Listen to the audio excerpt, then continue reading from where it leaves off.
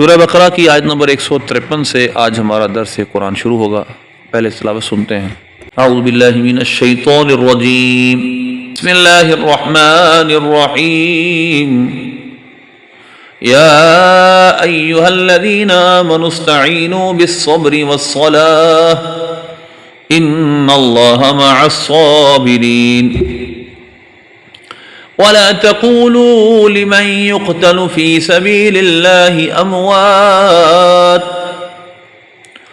بل أحياء ولكن لا تشعرون ولنبلونكم بشيء من الخوف والجوع ونقص من الأموال والأنفس والثمرات وبشر الصابرين الذين إذا أصابتهم مصيبة قالوا إنا لله وإنا إليه راجعون قالوا إنا لله وإنا إليه راجعون أولئك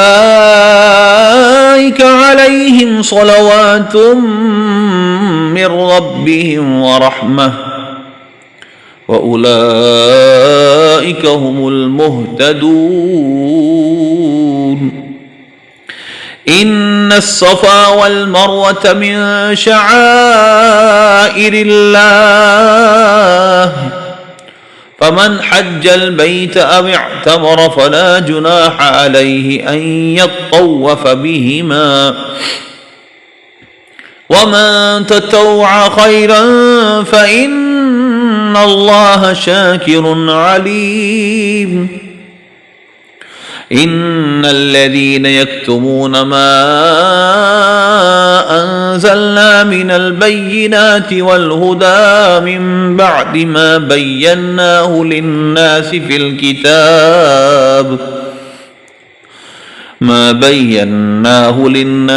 الكتاب أولئك يلعنهم الله ويلعنهم اللاعنون إلا الذين تابوا وأصلحوا وبينوا فأولئك أتوب عليهم وأنا التواب الرحيم إن الذين كفروا وماتوا وهم كفار أولئك عليهم لعنة الله والملائكة والناس أجمعين خالدين فيها لا يخفف عنهم العذاب ولا هم ينظرون وإلهكم إله واحد لا إله إلا هو الرحمن الرحيم صدق اللہ العظیم۔ اس رکوع کی پہلی آیت میں اللہ فرماتا ہے، آیت نمبر 153 میں، یا ایھا الذین آمنوا استعینوا بالصبر والصلاۃ، اے ایمان والو صبر اور نماز سے مدد چاہو، ان اللہ مع الصابرین، بے شک اللہ صابروں کے ساتھ ہے۔ صبر اور نماز سے مدد چاہنے کا مطلب مفہوم کیا ہے سمجھیے۔ جب انسان پر کوئی مصیبت، کوئی سختی، تنگی آتی ہے، اس کو برداشت کرنا ظاہر ہے ہر شخص کے بس کی بات نہیں ہے، انسان کے لیے مشکل ہو جاتا ہے، لیکن جب وہ نماز میں اللہ کی یاد میں چلا جاتا ہے، اس پر ایک روحانی کیفیت طاری ہوتی ہے جس کی وجہ سے اس کو سکون میسر ہوتا ہے۔ اور یہ بات ظاہر ہے کہ اتنا آسان کام نہیں ہے۔ صبر اور نماز کا کمبینیشن کیا ہے؟ کیونکہ نماز میں یہ کھڑے ہونا یہ صبر کے بغیر، پیشن کے بغیر ممکن نہیں ہے۔ تو لہذا انسان اپنے اوپر جبر کر کے نماز کے اندر آئے، صبر کرے، نیکی پر، گناہ سے دور رہ کر صبر کرے، مصیبت اس پر صبر کرے۔ تین طرح کے صبر ہوتے ہیں، نیکی پر استقامت، گناہ سے دوری اور مصیبت پہ صبر۔ یہ تین طرح کے صبر ہوتے ہیں۔ سب سے افضل صبر گناہ سے دور رہنا ہے، شہوت ہونے کے باوجود گناہ کو نہ کرنا۔ اور دوسرا بڑا صبر کیا ہوتا ہے؟ نیکی پر اپنے آپ کو قائم رکھنا۔ نمبر 3 پھر مصائب و آلام پہ صبر کرنا۔ سب سے افضل صبر گناہ سے دور رہنا۔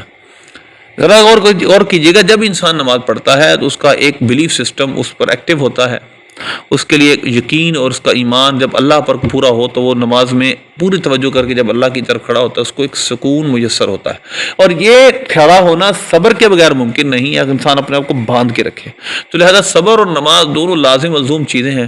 صبر کرے انسان اپنے اوپر ضبط کرے یہ بھی ہے، اور نماز بھی جب پڑھے گا تو اس وقت اس کو صبر ہی کرنا پڑے گا، اور یہ اس چیزیں اس کو سکون دے گی، اس کو اطمینان اور تسلی دے گی۔ لہذا ان اللہ مع الصابرین، بے شک اللہ صابروں کے ساتھ ہے۔ انسان بے چینی اور بے قراری سے بچنا چاہتا ہے تو وہ صبر ہے۔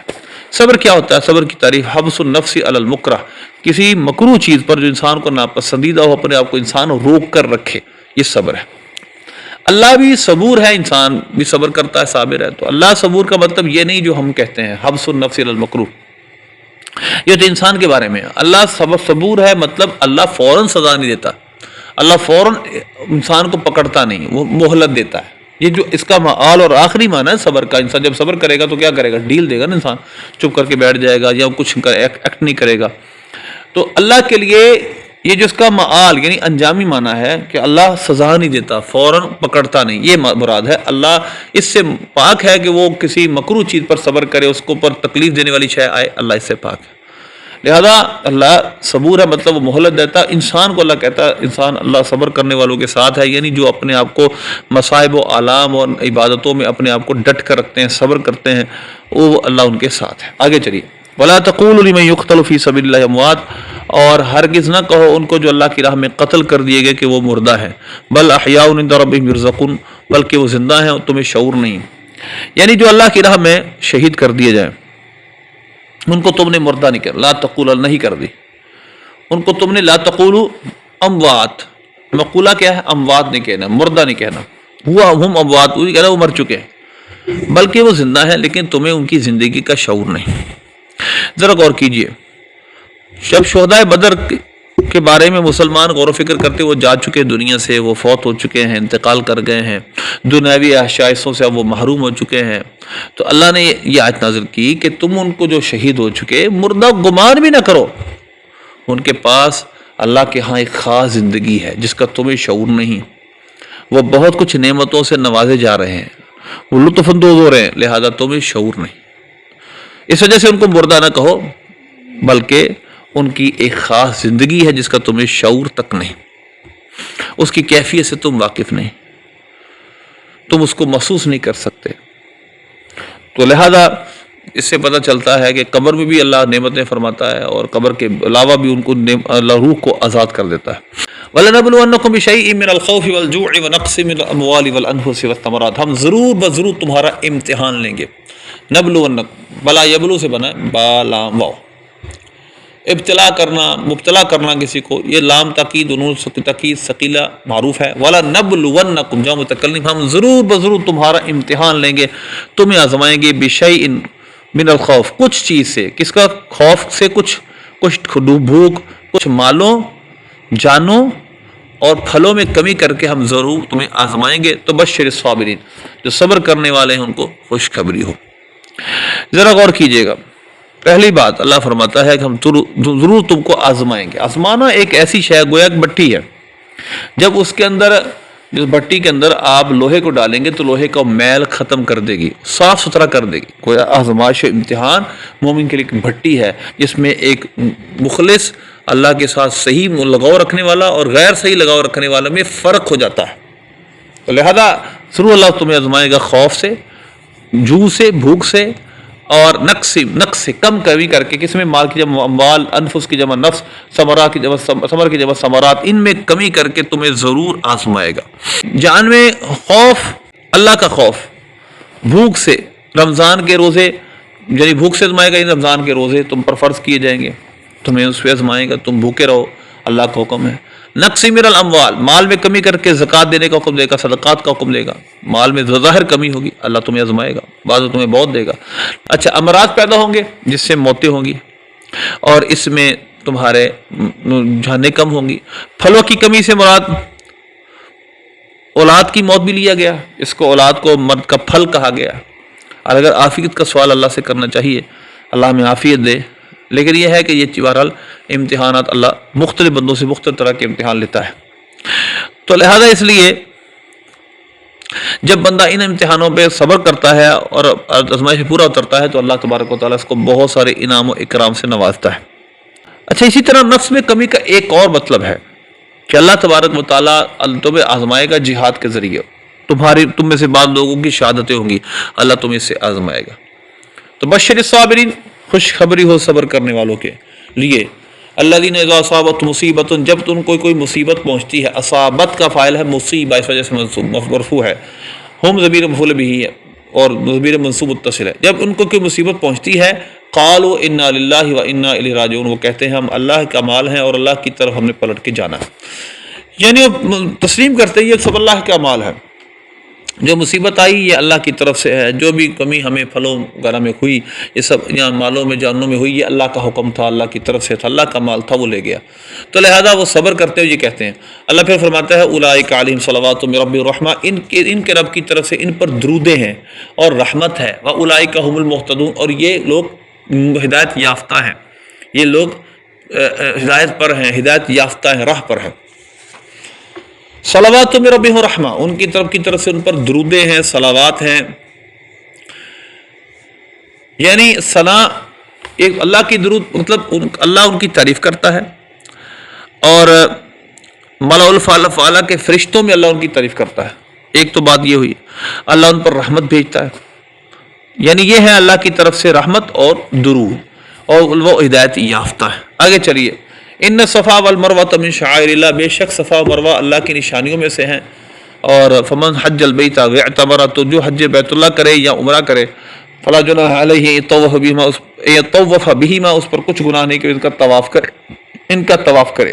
من تطوع خیرا فإن اللہ شاکر علیم، جو بھلی بات اپنی طرف سے کرے، نفل کرے، تو بے شک اللہ شاکر ہے، یعنی صلہ دینے والا ہے اور علم رکھنے والا، خبردار ہے۔ جب صفا مروہ مسلمانوں کے قبضے میں آیا اور مسلمانوں نے یہاں پر اپنا حج و عمرے شروع کیے، تو وہاں پر دو بت پڑے تھے، نائلہ اور اصاف اور نائلہ، اصاف اور نائلہ دو بت پڑے تھے۔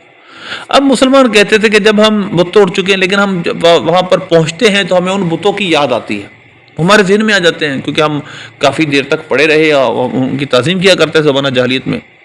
تو وہ جب وہاں جاتے تو کہتے تھے ہم کیا کریں، اب کس طرح ہم وہاں پر جائیں، ہمیں تو ان باطل بتوں کے ذہن میں آتے، خیالات آتے۔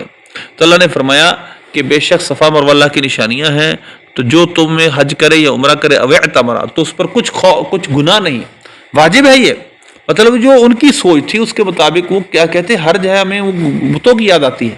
اللہ نے فرمایا کوئی مسئلہ نہیں، یہاں تم طواف کرو، اور جو ان کا طواف کرے، جو حج صفا مروہ کرے گا، ان کا جو طواف کرے گا اس پر کچھ گناہ نہیں، یعنی وہ صفا مروہ پر جا کر پرانی یاد آتی بھی ہے تو وہ تھوڑا بت کی عبادت کر رہے ہیں، یاد آ جا رہا ہے، ان سے ایک فطری چیز ہے، جیسے اس کا گناہ نہیں، تم اپنا واجب ادا کرو۔ تو یہ مطلب ہے، جو بھلی بات اپنی طرف سے بڑھائے تو اللہ اس کی اللہ شاکر ہے۔ شکر اشکر، شاکر کا مطلب ہوتا ہے شکر کرنے والا۔ اللہ شاکر کا مطلب کیا ہے؟ اللہ یعنی صلہ دیتا ہے، اللہ بدلہ دیتا ہے، انعام دیتا ہے، اور علم والا ہے۔ یہاں پر لفظ ہے شعائر اللہ، شعیرہ کی جمع شاعر، اس کا معنی ہوتا ہے شعور دلانے والی شے، یعنی علامت و نشانی، یہ اللہ کی نشانی ہے۔ اور اللہ کی نشانیوں کے بارے میں قرآن میں صراحتاً سورہ حج میں ہے، وَمَن يُعَظِّمْ شَعَائِرَ اللَّهِ فَإِنَّهَا مِن تَقْوَى الْقُلُوبِ، جو اللہ کی نشانیوں کے باقی تعظیم کرے تو یہ دل کا تقوی ہے۔ جب یہ پتھر ہیں ان کی تعظیم کی جائے تو دل کا تقوی ہے، تو اللہ کے نیک بندے، اللہ کے نیک بندوں کے مزارات، اللہ کے نیک بندے جہاں مدفون ہیں ان کی تعظیم فقط اس لیے کرنا کہ یہ اللہ کے نیک بندے ہیں، باقی بت پرستی، فلاں قبر پرستی، یہ کچھ نہیں ہے۔ تعظیم اور شے ہے، یہ تعظیم اکیلا عبادت نہیں ہوتی، وگرنہ پتھروں کی تعظیم کا حکم یہاں پر ہے۔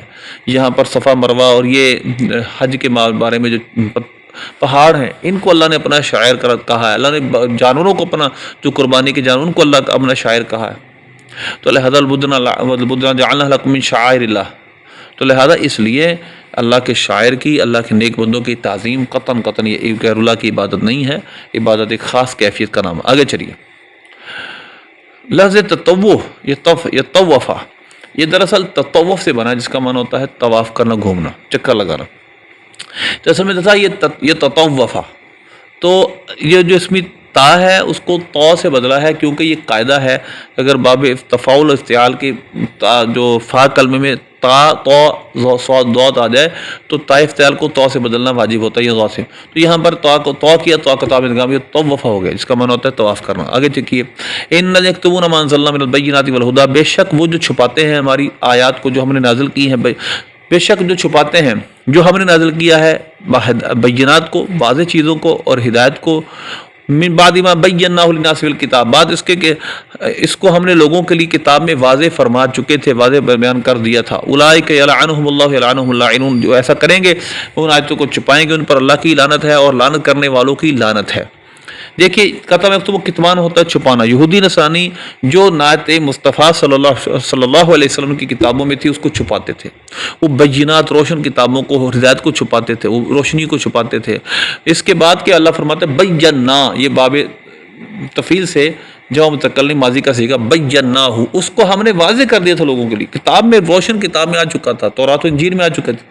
اب اس کے بعد جو ان کو چھپایا اس پر اللہ کی بھی لعنت، اللہ نے اس کو اپنی رحمت سے دور کر دیا، اور لعنت کرنے والوں نے یعنی جو مومنین ملائکہ فرشتے ہیں سب اس پر لعنت کرتے ہیں۔ ہاں الا الذین تابوا واصلحوا وبینوا، جس نے توبہ کی، اصلاح کی اور بیان کر دیا، ظاہر کر دیا جو چھپایا تھا، جو کنسیل کیا تھا، فاولئک اتوب علیہم، یہ وہ ہے جن پر میں اپنی توبہ ڈالتا ہوں، ان کی توبہ قبول کرتا ہوں، انا تواب الرحیم، اور میں بہت توبہ قبول کرنے والا مہربان۔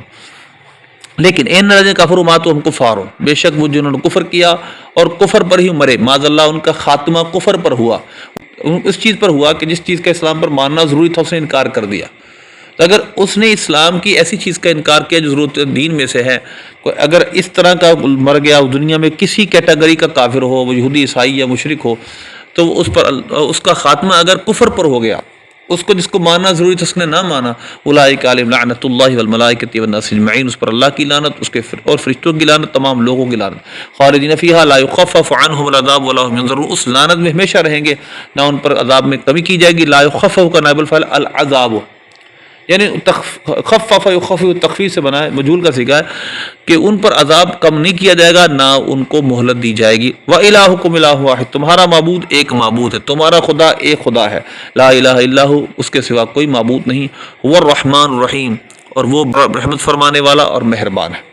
کفار نے کہا اے محمد مصطفیٰ صلی اللہ علیہ وسلم اپنے رب کی شان تو بیان کرو، تو اللہ نے فرمایا ان کو بتائیے کہ وہ ایک خدا ہے، نہ وہ نہ متجزی ہے، نہ وہ منقسم ہے، نہ اس کا کوئی جز ہے، نہ تین خدا ہیں، خدا ایک ہی ہے، نہ تین خدا تین شخصیت مل کر ایک خدا ہے، نہ متجزی نہ منقسم، وہ ایک خدا ہے، نہ اس کی کوئی مثیل نہ نظیر، نہ اس کا کوئی مثل ہے، نہ اس کا ہم جیسا کوئی ہے، نہ الوہیت ربوبیت میں کوئی اس کا شریک نہیں ہے، فعال میں، اپنی مصنوعات میں، اپنے بنانے میں، اپنی تخلیق میں وہ تنہا ہے، جس کو چاہے جیسا چاہے بنائے، اس کا کوئی قسیم یعنی شریک نہیں، اپنی صفات میں یگانہ ہے، اس کے ایٹریبیوشن یونیک ہیں، اس کی کوئی شبیہ نہیں، اس جیسا کوئی نہیں، کوئی چیز اس سے ریزمبل نہیں کر سکتی۔ تو لہذا الہکم الہ واحد، تمہارا خدا ایک خدا ہے، ہر چیز میں یگانہ و یکساں، لا الہ الا هو الرحمن الرحیم، اس کے سوا کوئی معبود نہیں مگر وہی بڑی رحمت والا اور مہربان ہے۔ اللہ عمل کی توفیق عطا فرمائے۔